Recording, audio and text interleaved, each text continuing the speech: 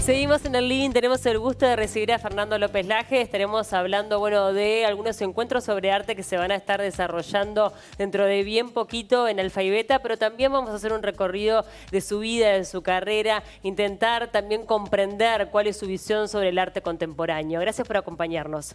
Muchas gracias por la invitación. Te lo preguntaba antes de estar al aire, ¿desde chiquito tenés claro eso de que quiero ser artista o cómo fue que te empezaste a dar cuenta de que tu rumbo podría ir por el mundo del arte? Sí, de chiquito siempre me gustaba, digamos, dibujar, pintar, hacer cosas vinculadas con eso. Pero básicamente no tenía como un perfil muy voy a hacer esto, porque en realidad el contexto familiar tampoco era no había una tradición artística, claro, digamos. O sea que no había mucha apertura a que vos, o sea... Había apertura, sí, pero no había una cosa como que era claro. una posibilidad, digamos. Claro. Lo que pasó, me acuerdo que en aquella época nos hacían un test, digamos, como para ver qué tipo de... En el liceo. En el liceo, ¿te acordás? Para aclarar un poco qué preparatoria hacer, qué facultad y eso. Y las dos cosas que a mí me gustaban más, que era zoología, laboratorio, zoología y bueno. Y arte me salió como resultado. O sea, imagínate, ¿no? El resultado es, usted puede seguir biología y medicina, pero tiene muchos intereses artísticos y cultívelos. No, pero también está bueno esto que está diciendo, porque uno a veces piensa que están en las antípodas, ¿no? La ciencia y el arte. Totalmente. Y sin lugar a dudas están mucho más unidos de lo que uno se imagina. Bueno, finalmente es lo que justamente en aquel momento no me daba mucho cuenta, pero hoy por hoy, que se podría decir que ya estudio mucho el tema, porque básicamente esto me está llevando a estudiar mucho, cada vez más está junto al arte y la ciencia y otras disciplinas que se empiezan a mezclar, ¿no? El arte está siendo un lugar muy libre como para que todo confluya y se piense de una forma mucho más libre y más...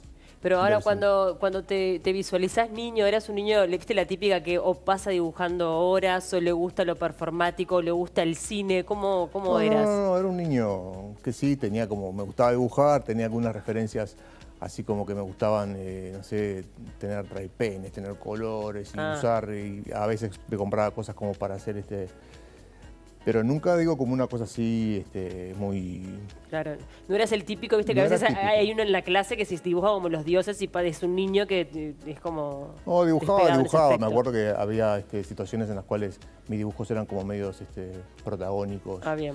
Que lo pasaban por las otras clases para ver. Pero nunca me imaginé, digamos, como que era una posibilidad. En realidad, después más de adolescente, ahí sí, más inmerso en lo que era la cultura, digamos, en la salida democrática, ahí como que empezó a ser como una posibilidad. Bien. Y a pensarlo. Con todos los riesgos que tomaba en ese momento, porque obviamente, claro, ser artista en Uruguay es una cosa bastante compleja en todas las áreas, ¿no? Sí, claro, en todas las áreas, pero arte. sí, no es una profesión que uno sabe que, bueno, hace, no sé, 4 años de una carrera y tiene un trabajo, ¿no? De verdad que es un camino que es muy incierto. Claro. Y que también el mercado uruguayo es chico, entonces es difícil en Uruguay, ¿no? Sí, pero básicamente se puede ir encontrando situaciones en cada uno de los casos.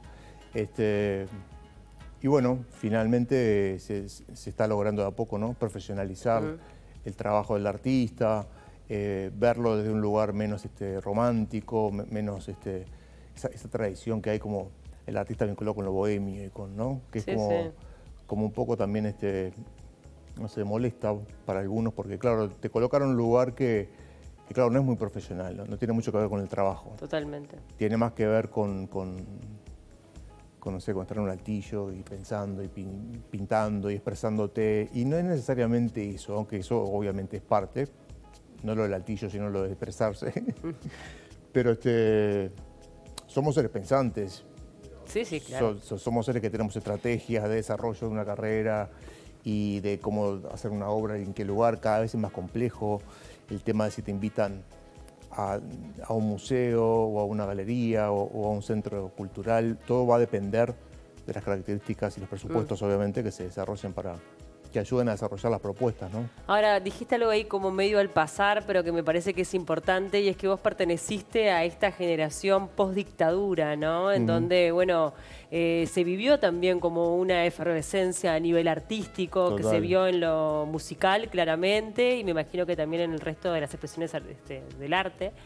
que bueno, que ha marcado, si vos te comparás, ¿no?, con gente de tu generación, vinculados al arte plástico o audiovisual, ¿ha marcado? Totalmente, sí, sí. Fue una irrupción de la casi nada, digamos, o de la producción de muchos artistas muy importantes que todavía siguen trabajando, tratando de filtrarse la censura, digamos, a una cosa donde puede hacer lo que tengamos ganas. Entonces, habíamos sido formados casi escuela y liceo sin ningún acercamiento, ni siquiera, no sé, al pensamiento. Entonces, claro, fue una cosa como disruptiva, ¿no? O sea, disruptiva también. Y bueno, dijimos, hacemos lo que tenemos ganas de hacer. Y bueno, de ahí empezamos los artistas visuales, los que hacían audiovisual, los que hacían música. Nos empezamos a juntar. Había situaciones interesantes como, no sé, el Cabaret Voltaire, que era un lugar que era en el Anglo, en el Teatro del Anglo, y se juntaban los grupos a tocar. Nosotros hacíamos exposiciones afuera, hacíamos escenografías. Era una cosa de pibes de 20, ¿no? Sí. Y desde ahí se fue como asentando unas ganas de hacer cultura, de generar cuestionamientos, de generar preguntas, cada uno de sus lugares, ¿no? Claro. Y bueno, a mí me tocó las artes visuales que elegí y de alguna manera me sirven, digamos, como para desarrollar todo esto. Y también el campo de lo teórico me interesa mucho, entonces también publiqué 2 libros que tienen que ver mucho con el mundo del arte, no con mi obra específicamente, sino con el arte en general y cómo los diferentes contextos, las diferentes cosmovisiones van generando producciones, lecturas sobre esas producciones. Y bueno, la idea de este curso en el Cultural Alfa y Beta es acercar a cualquier tipo de público, no tiene que ser especialista en arte, a que sea especialista en arte. Claro. Finalmente, o por lo menos que se le despierte el bichito con algunos tips que tienen que ver con cómo acceder a la obra, ¿no? Cuando viajamos, por ejemplo, cuando vemos museos en el mundo, o, no sé, o acá mismo, a veces seguimos de largo porque no sabemos, a mí también me pasa, qué es lo que estoy viendo, y a veces hay algunos tips que sirven como para poder entender un poco mejor la obra que tenemos enfrente, más allá de que mucho también pasa desde la apertura y la emocionalidad, ¿no? También eso es una verdad, desde que si uno ya tiene como el prejuicio de yo no sé nada de arte, no me interesa, para mí es lo mismo, me doy la oportunidad de pararme frente a la obra y ver qué recibo, qué me transmite, qué interpreto. Exacto. Ya también ahí hay una diferencia, más allá de que pueda llegar a tener algún conocimiento técnico. Totalmente. No, además cada vez hay obras más complejas porque cada vez se expanden más la tecnología. Claro. Entonces estamos frente ya incluso a cosas que tienen que ver con obras hechas con inteligencia artificial. Sí, sí. Entonces, claro, es un tema muy amplio, pero claro, a veces nos quedamos medios como, ¿no?, en Orsay cuando miramos y decimos ¿qué es esto? ¿Qué es esto? ¿Hacia dónde va? Pero básicamente la forma de abordar cómo mirar el arte tiene algunos tips, como te decía, que bueno. Ahora, el color ha estado siempre muy presente en tu obra.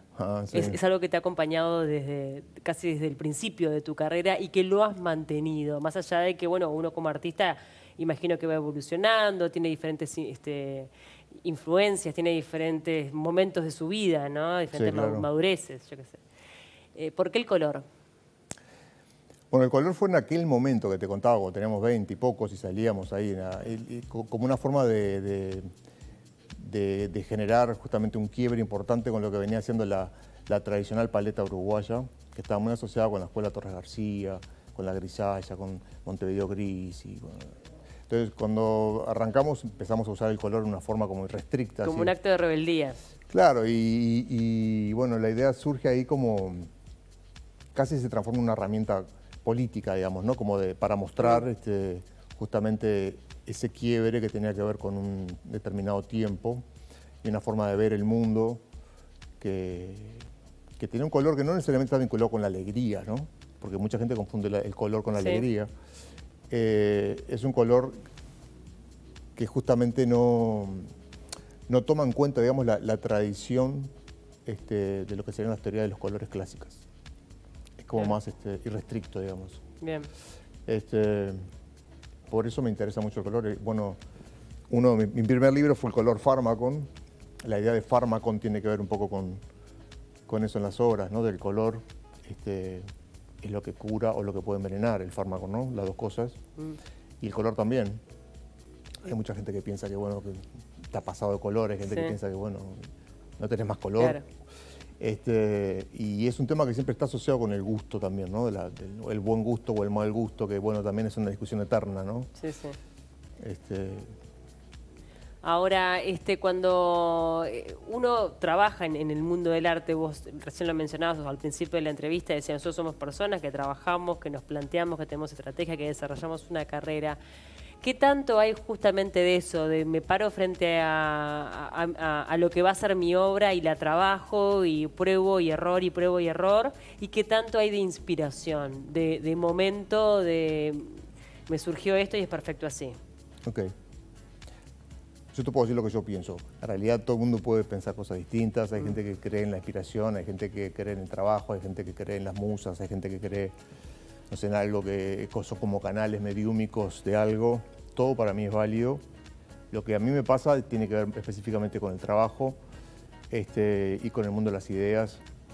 A veces surgen cosas en las contingencias del taller, digamos, que las tomo. Estoy muy alerta a eso que sucede, ¿no? Como para incorporarlo a la obra. Pero no es que me tengo que estar inspirado en algo especial. Eso. No. Ojalá me pasara, ¿no? Claro. Tiene que ver con el trabajo y con cosas que de repente vas tomando. Te escuché en una charla que hablabas, por ejemplo, de las ferias de Eternar Baja y que te guiabas por los colores de los libros. Bueno, entonces ahí te llamaba la atención y a partir del color de las tapas de los libros es que de repente te introducías en el texto o no. Ahí transformé eso en una estrategia, básicamente. Y lo que hice fue una mini colección de libros que tenían que ver con cuando miraba en la feria, digámoslo, y me llamaba la atención algo. Y bueno, junté esos libros. El resultado es que como nada es como al azar, digamos. Sí hay contingencias, pero no sé si azar. Cuando tenía todos los libros y los puse juntos, todos tenían que ver con determinadas cosas que estaban conectadas. Con Uruguay, con cómo se funda Uruguay, con la región, con temas que me interesaban mucho del arte y las idiosincrasias. Y a partir de ahí empecé a usarlos. Bien. Entonces sí, hay como ciertas situaciones que son estar alerta, digamos. Pero no sé si es una inspiración así. No, simplemente es estar atento de repente, Yo ¿no? me gusta más estar atento o alerta a las cosas. No, y además también de repente saber que hay cosas que nos entran y que no sabemos, ni siquiera las identificamos de dónde, ¿no? En eso también de la originalidad de la obra, que digo, a veces es complejo en el sentido de que, a ver, ya está casi todo hecho. Todo. Entonces, ¿de dónde saco algo 100% original cuando en realidad probablemente todo tenga que haber pasado por mi subjetividad y por mis ojos y por mis sentidos? Estamos muy filosóficos, Paula. Sí, pero es un tema, es el tema, porque el artista busca la originalidad, pero ¿hasta qué punto es original? No todos, porque la originalidad es un tema que tiene que ver básicamente con la era moderna. Sí. Bueno, es verdad eso. Hace 500 años que estamos hablando de original y copia. O sea, antes de la era moderna, ¿qué era copia, qué era original? No sé si era un tema. Sí es un tema a partir de la era moderna. A partir de la conquista de América, por ejemplo, podemos decir que a partir de ahí sí surge un tema con el artista, con la institucionalidad de la obra, con el original, la copia. Que en realidad siempre todos tuvieron discípulos. Entonces lo original era más o menos relativo. Ahora hay otras tecnologías. En aquel momento eran personas, asistentes. Pero en aquel momento no se veía como una falta. Hoy todo eso se ve como una cosa, como que es como una especie de sabotaje, ¿no? Como una traición al público. Pero en realidad creo que era un poco para mantener esa idea o sostener esa idea del original. Claro. Yo lo que creo que no hay ninguna cosa original, ni nosotros somos originales. Claro. Como individuos, ¿no? Ahora, esto siempre me lo he preguntado, ¿por qué a veces hay obras de artistas que, bueno, que durante muchos años pasan desapercibidas y que después, probablemente después de que fallecen y demás, logran tener un reconocimiento y ser hasta obras maestras, ¿no? ¿Qué es lo que pasa en sí la obra es la misma, ¿no? O sea, ¿qué es lo que vale allí? ¿La trayectoria? ¿Dónde está la maravilla? ¿Cómo está la diferencia? ¿Por qué si la obra es la misma, por qué no fue reconocida en su tiempo? Sí, bueno, es un tema, ¿no? Hay muchas cosas que que para leer ese problema, digamos, podríamos abordar. Una tiene que ver con el mercado. El mercado un poco define qué es lo que sí, qué es lo que no. Claro. También muchos artistas y la formulación que hacen de su forma de trabajar y presentarse, y eso también de alguna manera tiene cierta implicancia, que puede tener más presencia o menos. Y después hay un montón de situaciones de invisibilidad. También la historia invisibilizó un montón de cosas, ¿no? Sí. Ni hablemos del arte de las mujeres, ni hablemos del arte de las personas afro, ni hablemos de las personas... Bueno, todo eso, obviamente, recién fines del siglo XX se empieza a hablar de alguna manera. Parece que había artistas afro, que había mujeres que hacían arte. Y bueno, entonces todo eso también tiene que ver con la historia, ¿no? Como la una historia... extravagancia, ¿viste? Que es esa. Claro. Claro, y bueno, entonces con estas nuevas miradas en el siglo XXI también hacia la historia, empiezan a surgir nuevas situaciones que, bueno, empiezan a aparecer artistas mujeres de 1900. En 1915 Kandinsky, por ejemplo, crea, ¿no?, el arte abstracto. En 1915 Ilma af Klint, que es una artista pintora, una artista sueca, ya tenía como 200 obras, pinturas hechas.